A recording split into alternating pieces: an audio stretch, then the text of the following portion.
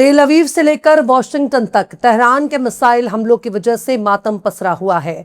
Iran में 28 फरवरी से जंग शुरू होने के बाद से अब तक अमेरिका के 17 फौजियों को मौत के घाट उतार चुका है। बात सिर्फ यहीं तक नहीं है। जॉर्डन में 2 फौजियों के मारे जाने के बाद अमेरिका ने इराक में 1 फौजी के मारे जाने का ऐलान किया। जॉर्डन से लेकर इराक तक असल में कितने फौजी मारे गए हैं, कितने जख्मी हुए हैं और कितने ताबूत में पैक होने का इंतजार कर रहे हैं, इसे तो सिर्फ अमेरिका ही बता सकता है। लेकिन IRGC ने ऐलान किया है कि उसने हालिफ ऑपरेशन में जॉर्डन और कुवैत में अमेरिकी प्रॉपर्टी को निशाना बनाते हुए दर्जनों अमेरिकी फौजियों को मार गिराने का दावा किया है। अगर ईरान के दावे सच साबित हो गए तो मिडिल ईस्ट में मरने वाले अमेरिकी फौजियों की तादाद को कबूल करने में ट्रंप के पसीने छूट जाएंगे। लेकिन वॉशिंगटन से लेकर तेल अवीव तक इस बात की बहस तेज हो गई है कि आखिर ईरान ने अमेरिका के फौजियों को कैसे मौत के घाट उतार रखा है। लेकिन जॉर्डन पर जवाबी हमले के दौरान ईरान के मिसाइलों ने इजराइल में खतरे का अलार्म बजा दिया, जिससे इजरायली डरे सहमे हुए हैं। क्योंकि जब अमेरिका के फौजी अड्डे नहीं बच पा रहे, अमेरिका के फौजी नहीं बच पा रहे, तो इजराइल कौन से खेत की मूली है। पर सवाल तो यही है कि आखिर अरब देशों पर ईरान हमले क्यों कर रहा है, वो सीधे सीधे इजराइल पर हमले क्यों नहीं करता। तो साहब, इसका सीधा सा जवाब यही है कि जब जब ईरान ने इजराइल पर हमले किए हैं, तब तब अरब देशों ने इजराइल पर होने वाले हमले को रोक दिया है। यही अरब के देश इजराइल पर हमले के वक्त उसके मुहाफिज बन जाते हैं और सबसे ज्यादा खुद जॉर्डन ही ईरान के हमलों को इंटरसेप्ट करके नीचे गिरा देता है। यानी इजराइल पर हमले होने ही नहीं देंगे। और अगर अरब के देशों पर ईरानी मिसाइलों को रोकने की ताकत खत्म हो जाएगी तो फिर इजराइल में तहलका मचाने में देर नहीं लगेगा। यानी ईरान कायदे से उतार रहा है अमेरिका के गुलामों का बुखार। सलाम, नमस्ते, सत श्री अकाल। मैं हूं आपके साथ हर्षिता मिश्रा और आप देख रहे हैं टाइम्स मेल।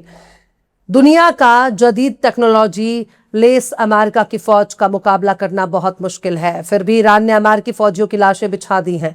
जॉर्डन में अमेरिका के फौजी अड्डों पर जिस वक्त ईरान ने जोरदार तरीके से हमला किया, उसी वक्त उसने दावा किया था कि उसने अमेरिका के फौजी जमावड़े को निशाना बनाया है। पर सवाल है कि आखिर ईरान के पास इतना सटीक लोकेशन कैसे मिल गया। अमेरिका को लगता है कि जरूर इस मामले में किसी दूसरे मुल्क ने ईरान की मदद की है। उसने चीन और रूस को शक की निगाहों से देखा है। पर सुपर पावर देश होने के नाते अमेरिका को यह समझ में नहीं आ रहा कि वो ईरान के हमले में अपने मारे गए फौजियों की जानकारी मीडिया में कैसे जाहिर करे। क्योंकि एक सुपर पावर मुल्क होने के नाते वो अपने लोगों को क्या जवाब देगा। रोजाना वो अपने लोगों को यही कहता है कि हमने ईरान की नौसेना को खत्म कर दिया, ईरान की हर फोर्स को खत्म कर दिया, ईरान की पूरी फौज को खत्म कर लिया। ईरान के पास लड़ने के लिए है ही क्या। तो ऐसे में डोनाल्ड ट्रंप को बताने की जरूरत है कि आखिर ईरान ने अमेरिका के फौजी अड्डों पर कैसे हमला कर दिया, जबकि उसके पास तो कोई फौज ही नहीं है। एक अच्छा खासा डील अमेरिका ने कर रखा था। ईरान डील को करके चुपचाप बैठा हुआ था कि चलो अब जंग का शोर थम जाएगा, जंग खत्म हो जाएगी। लेकिन जब से अमेरिका और ईरान के दरमियान इस्लामाबाद MOU साइन हुआ, तब से ही यूरोप से लेकर इजराइल तक हर तरफ से डोनाल्ड ट्रंप पर लानतें बरस रही थी। अमेरिका वालों को भी समझ में आ रहा था कि उनका मुल्क हार चुका है। इस्लामाबाद MOU अमेरिका के लिए ईरान के सामने किसी सरेंडर से कम नहीं था। इजराइल से तो सबसे ज्यादा डोनाल्ड ट्रंप के खिलाफ लानतों की बारिश हो रही थी, क्योंकि वो तो चाहता ही नहीं था कि अमेरिका इस जंग को कभी भी खत्म करे। उसका तो सीधा यही मकसद था कि अमेरिका ईरान के साथ जंग लड़ता रहे और दूर बैठकर इजराइल मंद मंद मुस्कुराता रहे। यानी इजराइल यही चाहता है कि अमेरिका के फौजी मारे जाते रहे, दूर बैठा इजराइल अपने ग्रेटर इजराइल बनाने के मकसद को नया आयाम देता रहे। पर साहब, यहाँ दिक्कत ये हो गई है कि अमेरिका के बड़े बड़े जो एयर डिफेंस सिस्टम हैं, उनको नाकाम करने की टेक्निक ईरान के पास आ चुकी है।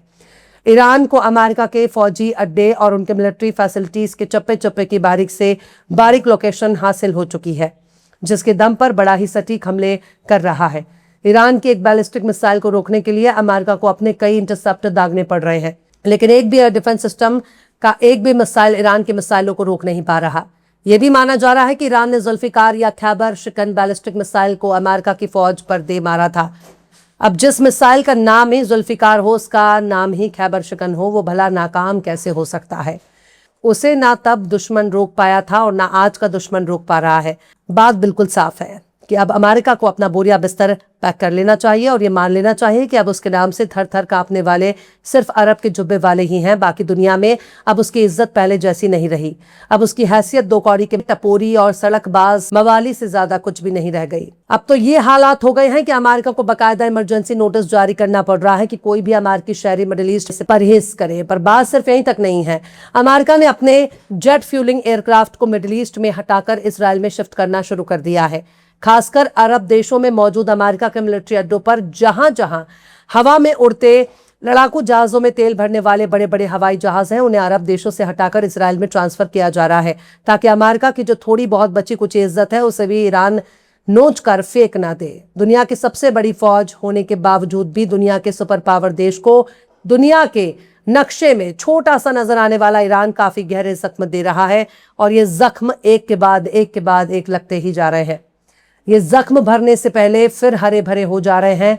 ईरान ने इतना तो समझा दिया कि हॉर्मुज के खुलने का ख्वाब भूल जाओ, ख्वाब अब ख्वाब ही रहेगा, क्योंकि जमीन ईरान का, आसमान ईरान का, समंदर ईरान का, तो हॉर्मुज भी ईरान का। या वो अमेरिका को देखना भी बर्दाश्त नहीं कर सकता तो सोचिए एप्स्टीन आइलैंड में काली करतूत अंजाम देने वाले शैतान के पुजारियों से ईरान को डरने की जरूरत ही क्या है। जब किसी के मन से मौत का खौफ खत्म हो चुका हो, जब कोई शख्स अपने वजूद की जंग लड़ रहा हो, तो दुनिया की कोई भी ताकत उस शख्स को बिल्कुल भी खौफजदा नहीं कर सकती, ना उसे शिकस्त दे सकती है। तो बताइए ईरानियों को अमेरिका के किसी भी धमकी से डरने की जरूरत क्या है? अमेरिका के किसी भी हमले से डरने की जरूरत क्या है? तो ट्रंप आखिर किससे लड़ना चाहते हैं? ऐसा ना हो कि दुश्मन को घुटनों पर लाने का ख्वाब देखते देखते खुद के घुटनों पर आ जाएं। अमेरिका एक अदना से ईरान पर हमले कर रहा है, पानी साफ करने वाले डिसैलिनेशन प्लांट पर हमले कर रहा है, बिजली घरों पर हमले कर रहा है, रेलवे के पुल पर हमला कर रहा है, रेलवे स्टेशन पर हमला कर रहा है, फ्लाईओवर पर हमला कर रहा है, ब्रिज पर हमला कर रहा है, ईरान के घर मकानों पर हमला कर रहा है, रिहायशी इलाकों पर हमले कर रहा है, स्कूल के बच्चों पर हमला कर रहा है, अस्पतालों पर हमले हो रहे हैं। तो आखिर अमेरिका का मकसद है क्या? क्या लेना चाहता है जिसे वो लेने के लिए ईरान पर बार बार हमले कर रहा है? अमेरिका का सदर इस वक्त अपना आपा खो चुका है। उसे होश नहीं है कि वो आखिर क्या कर रहा है। रोजाना एप्स्टीन आइलैंड के हसीन ख्वाब देखता है, जेफरी एप्स्टीन के साथ गुजारे गए बंद कमरे के पुराने दिनों की याद करता है और जब आंख खुलती है तो एप्स्टीन को ना पाकर वो बिन ब्याही दुल्हन की तरह बेताब हो जाता है। दुनिया के बड़े बड़े डॉक्टर ही ये बात कबूल कर लिया है कि अमेरिका के सदर को ज़हनी बीमारी है, यानी जिसकी पागल खाने में जांच होनी चाहिए, दिमागी अस्पताल में होनी चाहिए। वो व्हाइट हाउस में बैठे हैं।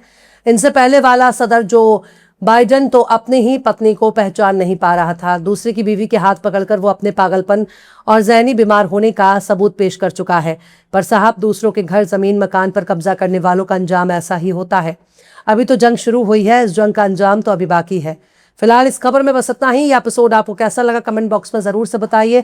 पसंद आए तो लाइक करें, शेयर करें और बेबाक निष्पक्ष स्वतंत्र पत्रकारिता को सपोर्ट करने के लिए हमारे चैनल टाइम्स मेल को जरूर से सब्सक्राइब करें और बेल आइकन की घंटी वाली बटन आप जरूर से दबा दें ताकि आपको हमारे आने वाले नए वीडियो की नोटिफिकेशन फौरन ही मिल जाए। फिर मिलते हैं किसी और वीडियो में एक नई खबर के साथ। हर्षिता मिश्रा को दीजिए इजाजत। जय हिंद। अगर अभी तक आपने हमारे चैनल टाइम्स मेल को सब्सक्राइब नहीं किया है तो जल्दी से सब्सक्राइब कर दें और बेल आइकन भी प्रेस कर दें।